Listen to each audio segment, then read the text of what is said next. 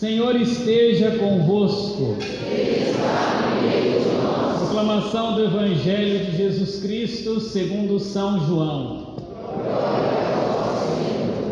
Naquele tempo disse Jesus a seus discípulos: Se alguém me ama, guardará minha palavra, e meu Pai o amará, e nós viveremos e faremos nele a nossa morada. Quem não me ama, não guarda a minha palavra, e a palavra que escutais não é minha, mas do Pai que me enviou. Isso é que eu vos disse enquanto estava convosco, mas o defensor, o Espírito Santo, que o Pai enviará em meu nome, ele vos ensinará tudo e vos recordará tudo o que vos tenho dito. Deixo-vos a minha paz vos dou, mas não a dou como o mundo. Não se perturbe e nem se intimide o vosso coração. Ouviste o que eu vos disse: vou, mas voltarei a vós. Se me amasseis, ficaríeis alegres, porque vou para o Pai, pois o Pai é maior do que eu.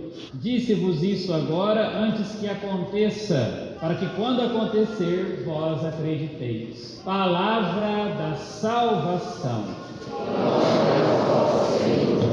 Nós estamos celebrando o 6º domingo do tempo da Páscoa, e com ele começando a 6ª semana. O tempo da Páscoa tem 7 semanas. Se estamos começando a 6ª, nós já passamos da metade do caminho e estamos caminhando, chegando próximos à sua conclusão. O fim do tempo da Páscoa é a celebração de Pentecostes. São 7 semanas. 7 vezes 7, 49. Mais o dia de Pentecostes, 50. O Pentecostes foi um fruto da ressurreição de Cristo. O Espírito Santo derramado sobre os discípulos foi o primeiro grande dom do ressuscitado. Nós estamos preparando essa grande festa, esse momento muito especial. Para começar a preparar Pentecostes, nesse domingo nós escutamos um trecho do Evangelho de São João, capítulo 14. Do que se trata esse trecho?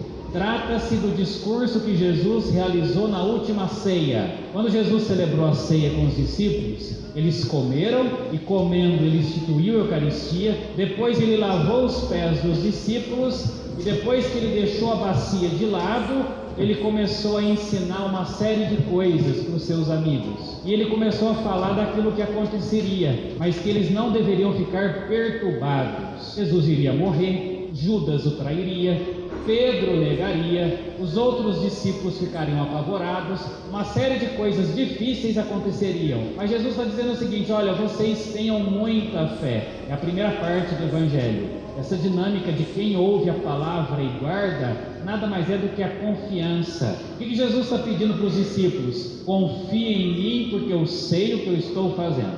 Fé é a capacidade de dar um passo no escuro. A gente nunca sabe o que está fazendo. Se nós confiamos em Deus, nós sabemos o que Deus está fazendo. É quando você, por exemplo, vai ao médico, está doente, precisa de ajuda, você está colocando a sua vida nas mãos de uma outra pessoa. Olha, ele sabe o que está fazendo. Ele vai examinar, ele vai pedir exame, ele vai prescrever tratamento, vai indicar remédio. Nós vamos nos lançar na confiança. Jesus está pedindo para os discípulos no comecinho do Evangelho: confiem em mim, porque eu sei o que eu estou fazendo. E o que eu vou fazer? Eu vou dar a vocês um defensor, Paráclito, o Espírito Santo. É o Espírito Santo que vem em socorro da nossa fraqueza. Aonde que aparece a nossa fraqueza? Nos nossos pecados? Não. Diz Jesus uma expressão bonita. Jesus diz o seguinte: não se perturbe e nem se intimide o seu coração. O que é um coração perturbado? Um coração perturbado é um coração que tem a sensação de que as coisas não vão dar certo. Na primeira leitura nós ouvimos um relato do livro dos Atos dos Apóstolos. Qual que é a grande questão dessa leitura, da primeira leitura de hoje? Os primeiros cristãos eram judeus, então eles seguiam a lei de Moisés e começaram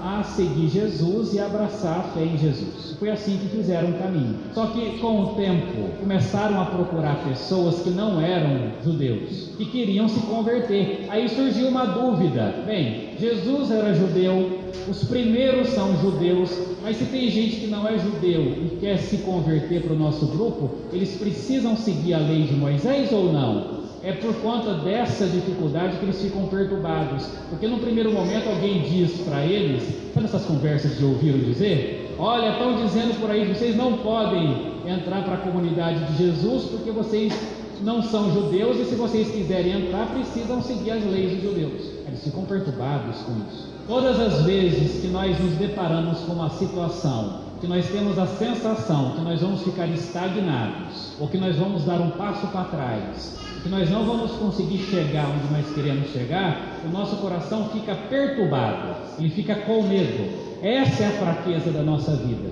É um coração fraco. Coração fraco aqui eu não estou falando de problema cardíaco, estou falando de um estado de espírito. É a perturbação de coração que leva à timidez. O que é uma pessoa tímida? Uma pessoa tímida que demora para se soltar. Geralmente a gente tem essa ideia, né? Olha, ele é tímido, ele só vai se soltando à medida que ele se sente seguro. A pessoa escaldada, que vai pisando em ovos, né? É mais recolhido, é mais fechado. Um coração intimidado é um coração que tem medo de viver, porque não tem certeza onde está pisando, porque não tem certeza do caminho que está fazendo, porque não tem certeza se vai dar resultado. Então, quando a gente tem a certeza do fracasso, o que a gente faz? A gente dá um passo para trás.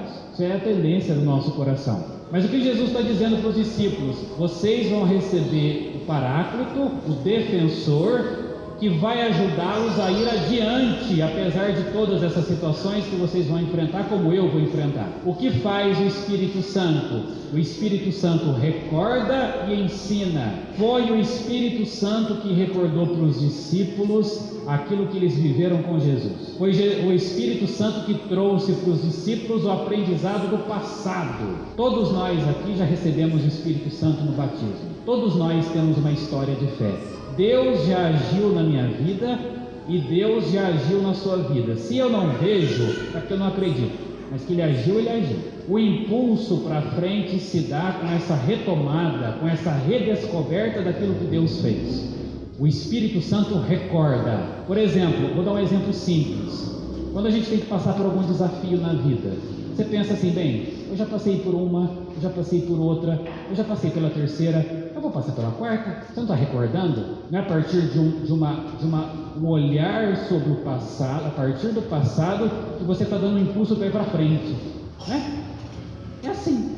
Eu estou aqui fazendo homilia porque eu vim aqui semana passada fazer, e assim por diante, né? Eu estou rezando a missa para vocês porque um dia eu rezei a primeira, depois eu rezei a segunda.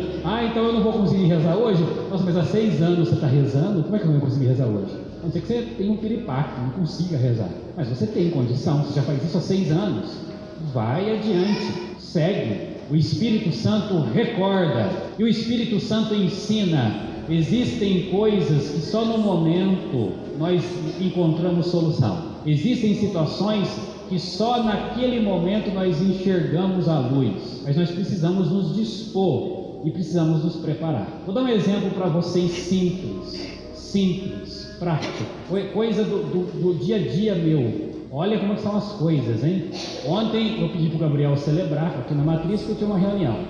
Era 5 horas da tarde, o Gabriel perguntou para mim: Padre, o senhor vai falar sobre o que na homilia? Eu falei: Gabriel, sabe que eu não sei? Desde terça-feira eu estou preparando e até agora eu não achei o fio da meada. Isso era 5 da tarde, tinha missa 6. Eu não sabia o que ia falar. Sério, não sabia. E fui rezando para a igreja: Senhor, o que eu vou falar? Por onde eu começo? Me dá uma luz. Na hora veio. E aquilo que eu falei na homilia era aquilo totalmente diferente do que eu preparei. Isso é ação do Espírito Santo. Eu me preparei e Ele agiu. Quando o Espírito Santo nos supera, nós superamos as coisas. Quando o Espírito Santo nos supera, nós superamos os obstáculos, nós pulamos as adversidades. Isso é a força do Espírito Santo. É esse o dom prometido por Jesus. Você me pergunta: Padre, eu quero sentir esse Espírito Santo, como é que eu faço? 2 coisas são essenciais. A primeira delas, você precisa acreditar. A maior parte de nós aqui dentro dessa igreja foi batizado. Somos batizados. Nós recebemos o Espírito Santo. A força vem pela convicção. Você precisa acreditar. A pessoa, por exemplo, que faz exercício físico, ele tem que levantar um peso. Ele precisa primeiro acreditar que ele tem força. Depois ele vai buscar a técnica, o impulso para fazer força e levantar o que tem que levantar. É assim que se fica forte. É assim? É assim. Ninguém aqui é super-homem. Ninguém aqui é de aço. Quem é de carne e osso adquire força à medida que se esforça. Então, se eu tiver que empurrar esse banco, eu tenho que mas eu tenho que acreditar que eu sou capaz de empurrar. Você precisa acreditar que o Espírito Santo está em você. Se você não acreditar, você não vai perceber a ação dele. Padre, como é que a gente alimenta essa convicção? Por meio da oração. É quando a gente reza que a gente sente a sensibilidade na alma. Uma imagem que eu gosto muito e muito me ajuda: o pássaro. O pássaro tem asas. Para voar ele precisa bater as asas. Bater as asas demanda dele um esforço. Não demanda? Demanda esforço. É só batendo as asas que ele voa. Você tem dentro de você o Espírito Santo. Não basta ter o Espírito Santo, você precisa se esforçar para movimentar esse Espírito dentro de você. Esse esforço é oração. A gente precisa rezar. Padre, que oração que eu rezo? Pede sempre: vinde Espírito Santo, vinde Espírito Santo. Pode começar assim, viu? Eu começo a homilia com essa oração mais completa, mas para quem não está muito treinado, basta uma frase: vinde Espírito Santo. Repetidas vezes, oração de repetição: vinde Espírito Santo, vinde Espírito Santo, vinde Espírito Santo. Tem que pedir. Estava até brincando com o pessoal na Santo Antônio. Sabe quando você entra no elevador, tem alguma pessoa que está lá no comando, diz: sobe ou desce? Desce. Tem que rezar: Espírito Santo, desce. Aperta o térreo para ele descer. Muitas vezes eu tenho que dizer: olha, desce. Vamos no elevador. Sobe ou desce? Desce. Espírito Santo, desce. Aperta o térreo. Porque precisa, sozinho ninguém dá conta. É Ele quem vem em socorro da nossa fragilidade. E assim nós vamos descobrindo como superar nós mesmos, e superando a nós mesmos, superando tantas e tantas coisas que a gente precisa dar conta. E damos conta. Nós já chegamos até aqui, não? Olha só, já chegamos até aqui. Olha para a história da sua vida, você está aí vivo, com uma outra dificuldade, com uma outra preocupação, mas você está de pé. Você não está de pé? Eu estou de pé. Você não está de pé? Vocês estão firmes, estão aqui. Está aí, ó.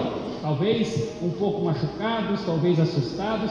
É assim. Nós estamos vivos, nós estamos de pé, nós estamos firmes. E o Espírito Santo vai dando cada vez mais força para que a gente se coloque sempre adiante, sem olhar para o lado, sem olhar para trás, sem perder a esperança, a fé em Deus e a capacidade de acreditar naquilo que nós vamos realizar ao longo da nossa vida. Louvado seja nosso Senhor Jesus Cristo.